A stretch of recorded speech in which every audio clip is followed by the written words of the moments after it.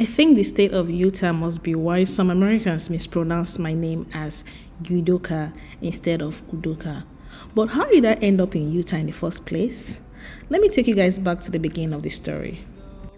I moved to Montana about a year ago, around March of 2024 for work. Now I'm done with Montana and ready to move back to Houston, Texas, where I want to be. I packed my bags and my friend Lollipop, who is the real MVP, joined me too. Coincidentally, Lollipop is also from Houston, and as at that time, she was also ready to go back home. We rented a U-Haul, packed our things, and attached my car to the trailer. The name of my car is Sweden, so when I say Sweden, you better know I'm talking about my car. Okay, so we headed to Houston, Texas, which is about 30 hours drive from Anaconda, Montana. The trip will take about 3 days, and we are currently on day 1. Anaconda, Montana is a relatively cold area in the northeastern United States, close to Canada. The temperature can drop to negative degrees and the roads can be really hazardous. The roads were really snowy and icy, which really made us skeptical about our trip. Guys, we almost changed our mind. However, after waiting for a while, we decided to proceed, but proceed with caution. To be cautious on our drive, we took several precautions. We got a large snow shovel with metal edges just in case we get stuck on the road. You guys have no idea where we are coming from. We just had to be over-prepared.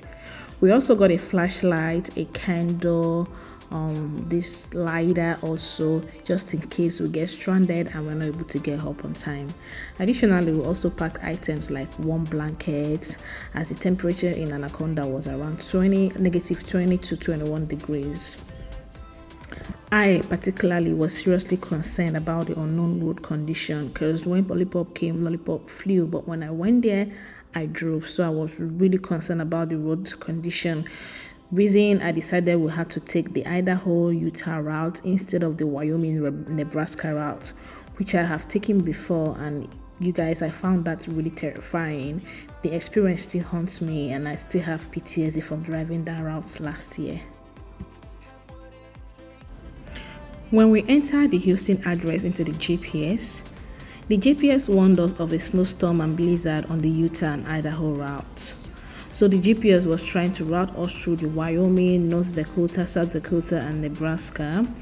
But I was adamant, seriously. I was adamant that we avoid the Wyoming due to my previous traumatic experience. So we decided to follow the Idaho and Utah route instead.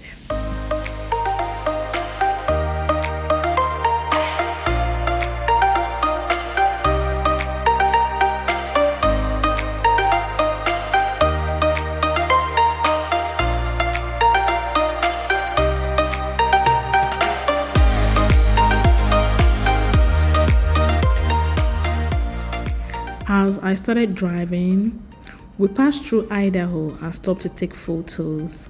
We wanted to document our trip and make it enjoyable.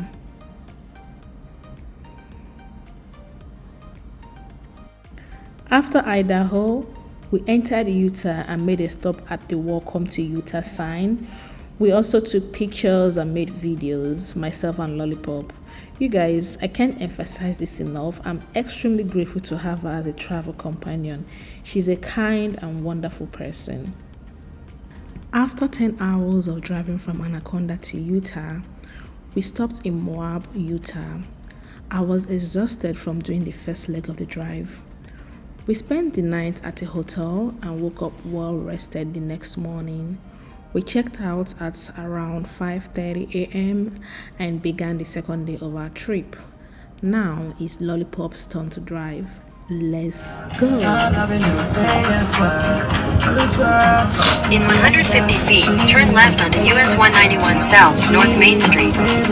Turn left onto US 1. The drive from Anaconda to Utah was a bit rough, but not as challenging as driving through Wyoming. The roads were curvy and flat, Whereas heading from Montana to Wyoming, the roads involve navigating through curved roads with enormous valleys, guys, and the mountains there were sitting at approximately 2,800 feet above sea level.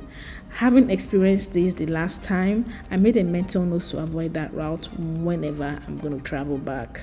Thank you for watching. I will see you guys in the next leg of this drive. Bye bye.